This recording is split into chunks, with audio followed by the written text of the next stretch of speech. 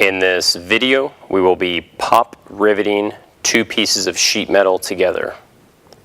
On my first piece of sheet metal, I'm going to mark it at 3/4 of an inch. And on my second piece, I'm going to mark it at 3/8 of an inch.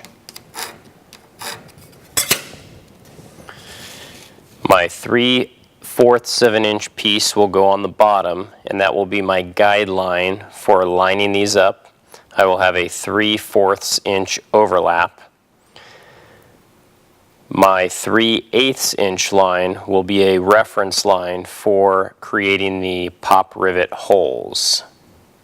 Using a hole punch, we can line up our reference line and create one hole for our first pop rivet. After creating one of my pop rivet holes, I can install one pop rivet, and using a pop riveting gun,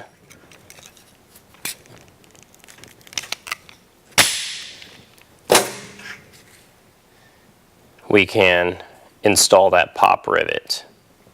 After that first pop rivet has been installed, we can create our second pop rivet hole, and our second pop rivet will go in the same as the first.